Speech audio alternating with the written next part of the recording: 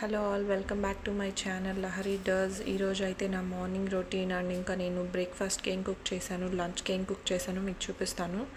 First అయితే morning లేవగానే ఏమన్నా నైట్ యూజ్ చేసిన గిన్నెలు ఉంటే అది వాష్ చేసేస్తాను.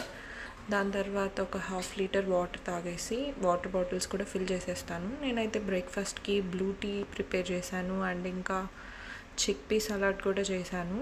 దీని రెసిపీ కావాలంటే నా ఛానల్లో ఆల్రెడీ షార్ట్ వీడియోస్లో ఉన్నాయి, చెక్ చేయండి. అండ్ ఇంకా రాగి జావ కూడా చేశాను.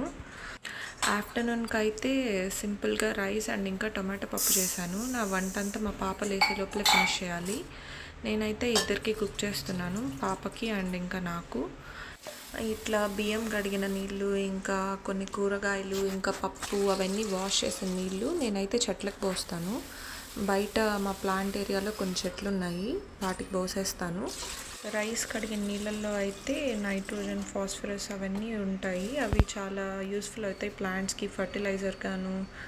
ఇంకా రూట్ గ్రోత్ కూడా బాగా వస్తుంది, చెట్లు బాగా హెల్తీగా పెరుగుతాయి.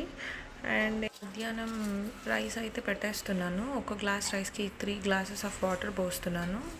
అది అయిపోయాక ఇంకా పప్పు పెట్టేస్తాను. పప్పు కోసం అయితే నేను కుక్కర్ పెట్టుకొని 2 గ్లాసెస్ ఆఫ్ వాటర్ పోస్తున్నాను. దాంట్లో అయితే ఒక టమాటో అండ్ ఒక ఆనియన్, ఒక 1 అవర్ సోక్ చేసి పెట్టుకున్న పెసరపప్పు, దాంట్లోకి ఉప్పు, కారం, పసుపు యాడ్ చేసేసి ఆ కుక్కర్ క్లోజ్ చేసేస్తున్నాను. 5 విజిల్స్ వచ్చేసాక ఆఫ్ చేసేసి చల్లారాక ఎక్కువ వాటర్ ఉంటే దాన్ని కింద పోసేసి పప్పు స్మాష్ చేసుకున్నాను. స్మాష్ చేసుకున్న తర్వాత ఒక పాన్ పెట్టుకొని ఆయిల్ పోసుకున్నాను తాలింపు కోసం. ఆయిల్ కూడా హీట్ ఎక్కాక ఆవాలు, జీలకర్ర, ఎండుమిరపకాయలు, కొద్దిగా కరివేపాకు కూడా యాడ్ చేసుకున్నాను. ఇది బాగా హీట్ అయిపోయిన తర్వాత పప్పులోకి పోసేసుకున్నాను తాలింపునంతా. అంతే, టొమాటో పప్పు రెడీ అయిపోయింది. So please like, share and subscribe to my channel Lahari does.